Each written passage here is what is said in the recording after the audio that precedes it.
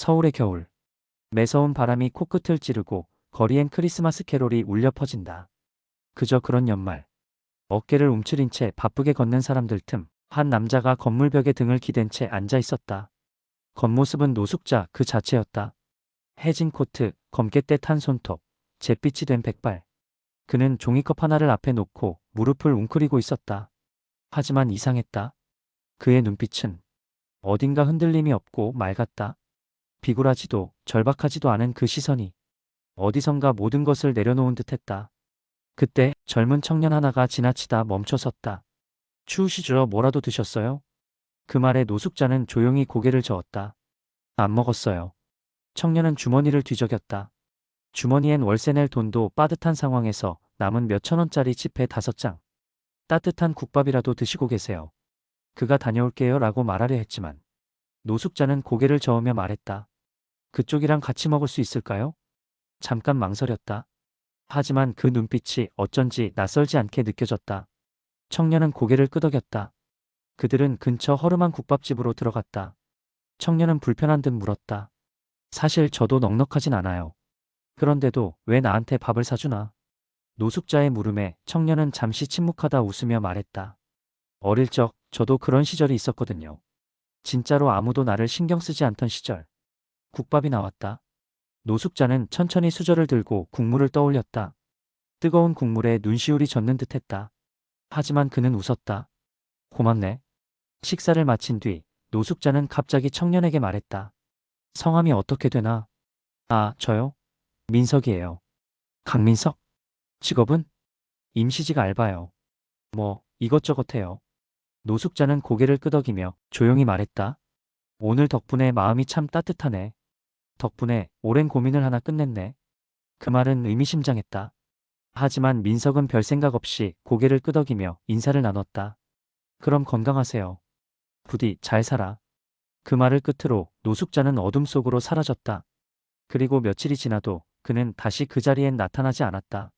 하지만 그것은 단순한 노숙자와의 따뜻한 하루가 아니었다. 몇 달 뒤 민석의 집으로 도착한 등기 서류 하나. 문 앞에 놓인 등기 봉투. 법무법인 시우. 떨리는 손으로 민석은 봉투를 열었다. 귀하께서는 고 한재만님의 유언장 집행 대상자로 지정되었음을 통보드립니다. 상속자 강민석. 유산 총액 약 100억 중 10억 상당 자산. 눈이 휘둥그레졌다. 뭐라고요? 고 한재만? 이름조차 처음 듣는 사람이었다. 법무법인에 전화를 걸었다. 저기요, 이거 장난 아니에요? 저 그 사람 몰라요. 수화기 너머의 여성 직원이 차분하게 말했다. 한재만님께서 사망 전 직접 자필 유언장을 작성하시며 귀하의 이름을 명시했습니다. 강민석, 28세, 서울시 중랑구 거주. 내게 따뜻한 밥 한 끼를 대접한 사람. 그날 나는 그를 통해 사람에 대한 신뢰를 되찾았고 내가 남긴 것 중 일부는 그에게 돌아가야 한다. 라고 적혀 있었습니다. 심장이 철렁 내려앉았다. 설마 그 노숙자 아저씨? 생각이 복잡했다. 몇 번 마주쳤던 그 이름 없는 사내, 국밥 한 그릇을 나눠 먹고 헤어진 그날. 마지막으로 그가 했던 말이 떠올랐다. 덕분에 오랜 고민 하나를 끝냈네. 그게 죽음을 결정했다는 뜻이었나? 아니, 뭔가 이상했다. 단순히 국밥 한 끼로 10억이라니, 이건 말이 안 됐다. 다음 날 민석은 법무법인을 찾아갔다. 그리고 거기서 충격적인 한마디를 듣게 된다. 한재만님은 고용그룹 창립자의 동생이자 전 고용복지재단 회장이셨습니다. 네. 현재 고용가문에서 유일하게 독신이셨고 수십억 자산을 독립적으로 보유하고 계셨습니다. 민석은 말문이 막혔다. 그런 분이 왜 거리에서 노숙을? 법무사는 고개를 끄덕이며 말했다. 사망 당시엔 본인의 신분을 의도적으로 숨기신 상태였고 신원을 숨기며 유언장 원본과 사본을 가지고 전국을 떠도셨다고 합니다. 유언장을 왜요? 그 순간 사무실 문이 열리며 한 남자가 들어왔다. 단정한 정장 차림, 날카로운 눈빛. 강민석 씨 맞으시죠? 네, 그런데 누구? 저는 한재만 회장의 조카, 고용그룹 전략본부 고상혁입니다. 그의 입술에서 맹렬한 증오와 경멸이 섞인 단어가 튀어나왔다. 하필이면 당신이야? 왜 하필 우리 집안을 그지같이 만든 그 노인네가 전 재산을 모르는 놈한테 넘겨? 민석은 얼어붙었다. 무슨 말씀이신지. 고상혁은 민석을 노려보며 한마디 던졌다. 유언장, 그거 원본만 없으면 당신 따윈 이 세상에서 아무 의미도 없는 존재야. 민석은 여전히 혼란스러웠다. 눈앞에 펼쳐진 모든 일이 현실감이 없었다. 10억의 상속, 숨겨진 재벌 노숙자, 그리고 고용가의 조카라는 남자. 그 남자 고상혁. 그의 눈빛은 그냥 화남이 아니었다. 거기엔 절박함과 뭔가 숨겨진 두려움이 서려 있었다. 우리 삼촌 아니, 그 노인네가 살아있을 땐 그렇게 비참하게 살더니 왜 죽어서까지 이런 더러운 장난을 남기는 거지? 상혁은 분노 섞인 말투로 뱉어냈다. 돈? 10억? 그딴 건 문제가 아니야. 진짜 문제는 유언장 원본이 아직 남아있단 사실이야. 민석은 물었다. 왜요? 이미 복사본으로 상속 집행 가능하다면서요. 상혁은 냉소를 흘렸다. 그 유언장 원본엔 당신 이름만 적혀 있는 게 아니거든. 누가 왜 이 상속에서 제외됐는지. 우리 집안의 치부가 아주 구체적으로 적혀 있다고. 그 순간 민석은 깨달았다. 그 노숙자는 단순히 따뜻한 밥 한 끼를 받고 감동한 게 아니었다. 그는 민석을 통해 마지막 퍼즐을 맞추려 했던 것이다. 세상에 남길 수 있는 가장 인간적인 흔적. 며칠 뒤 민석은 누군가의 시선을 느꼈다. 퇴근길 모퉁이 엘리베이터 앞. 항상 누군가가 뒤를 따라오고 있는 듯한 느낌. 우연히 목격한 차량의 번호판, 같은 사람이 반복적으로 마주치는 거리. 그리고 결국 새벽 2시 민석의 집문에 이상한 쪽지 하나가 끼워져 있었다. 그 유언장 원본, 넌 찾지 않는 게 좋을 거다. 우리 집안 사람 아니면 그 돈 쓸 자격도 없어. 순간 등줄기를 타고 식은땀이 흘렀다. 민석은 확신했다. 이건 단순한 상속이 아니라 목숨을 건 싸움이다. 며칠 후 법무법인의 여직원으로부터 전화를 받는다. 강민석 씨 유언장 원본이 마지막으로 보관됐던 곳이 확인됐어요. 고인이 생전에 드나들던 폐가 수준의 시골 창고입니다. 주소를 보내드릴게요. 그리고 그날 밤 민석은 혼자 조용히 그 장소로 향한다. 한 손엔 손전등, 다른 손엔 아버지의 유품처럼 느껴지기 시작한 국밥집 영수증 하나. 서울을 떠난 민석은 KTX를 타고 충청도의 한 시골 마을에 도착했다. 한재만이 마지막으로 자주 드나들었다는 충북 괴산군 오성면 장수리 창고. 주소로 찍힌 곳은 산비탈에 겨우 하나 있는 허름한 기와집이었다. 지붕은 반쯤 내려앉아 있었고 나무 문은 바람에 덜컹거리며 삐걱댔다.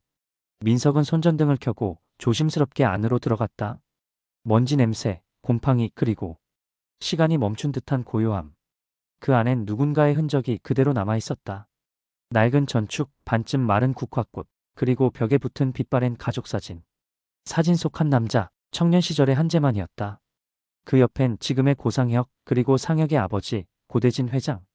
가족? 민석은 사진을 들여다보며 깨달았다. 이 집은 단순한 은둔지가 아니었다.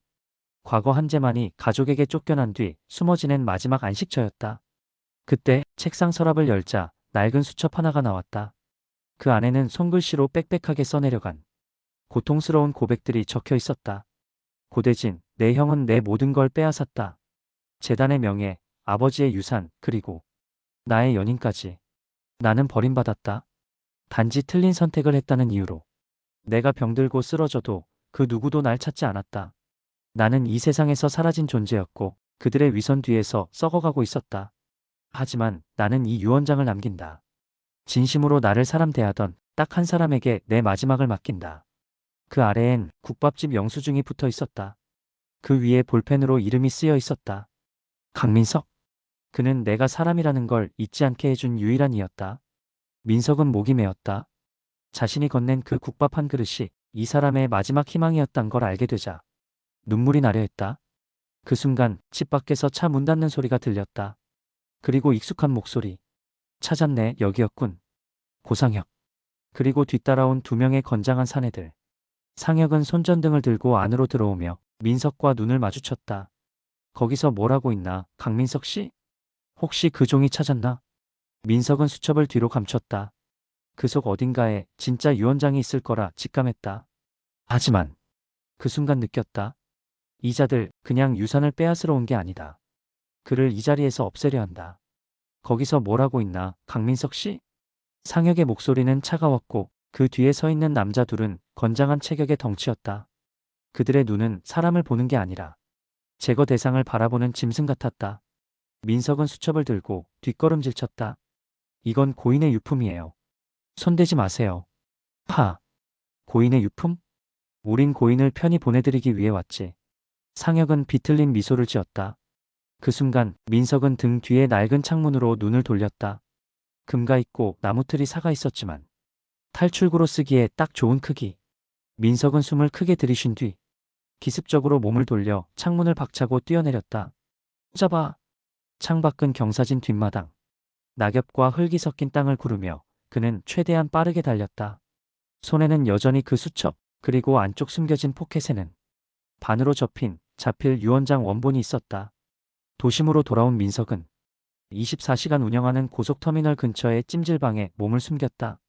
새벽 3시, 그는 조심스럽게 수첩을 다시 펼쳤다.